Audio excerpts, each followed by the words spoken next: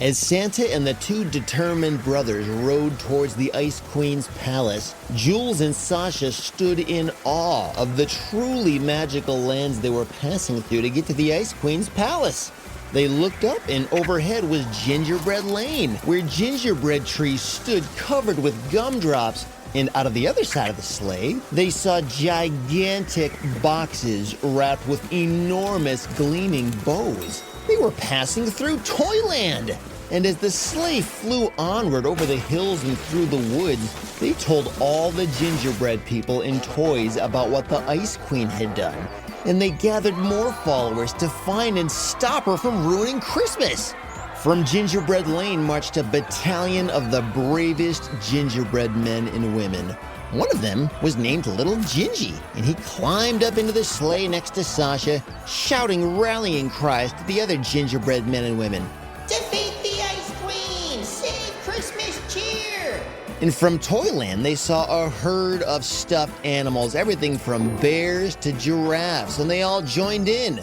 The Huggity Bear leapt up beside Jules, offering warm hugs to both the boys and Santa whenever their spirits seemed low. And the tallest giraffe, whose head towered over them, peered ahead using his long neck to guide them along the fastest route.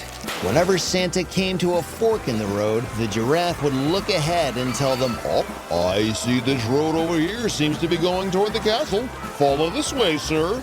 And as the sleigh swooped low over the sea of cocoa, Sacha called out, "I think we're gonna need these." And Jules grabbed dozens of striped peppermint candy canes, knowing their sweet flavor would warm frozen hearts.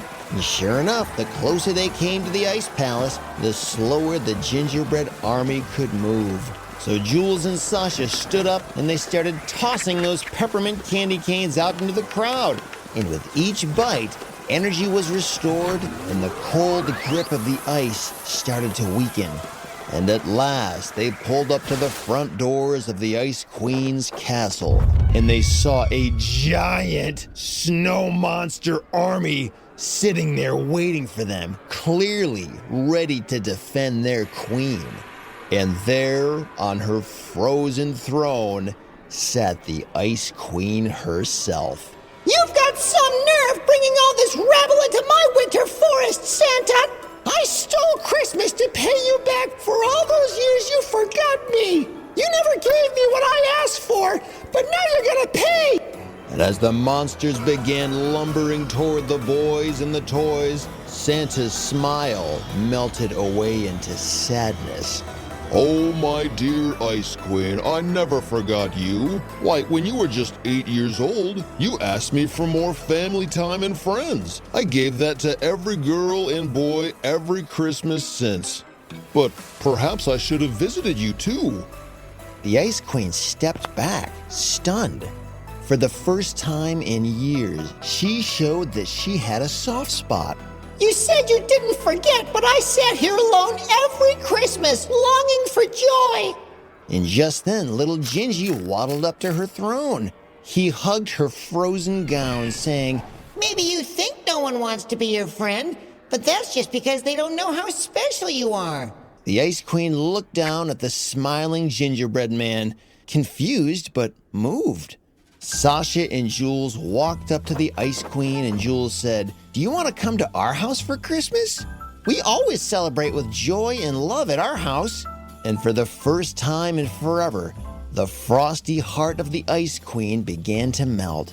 Just a little, but a little was all it took for the true spirit of the season to shine through.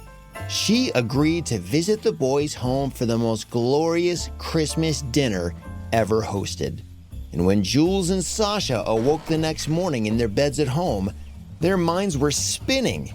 Had it all been a dream? Was any of that even real? But then they heard footsteps coming from downstairs. The sweet smell of honey ham cooking. And was that the Ice Queen's laughter?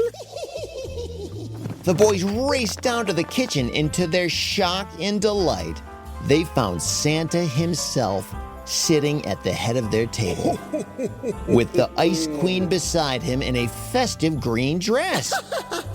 And their parents were at the table too, beaming happily, toasting and chatting over steaming mugs of hot cocoa. And the Ice Queen smiled warmly at the boys. Thank you again, Jules and Sacha. Thanks to you, the Ice Palace will be forever filled with the magical joy that Christmas promises for us all. And then with a playful wink, she added, And by the way, here's a little something to ensure plenty of Christmas magic for next year.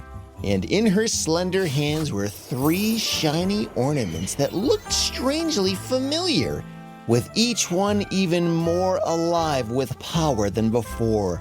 And that was a Christmas miracle that would keep the holiday magic alive forevermore.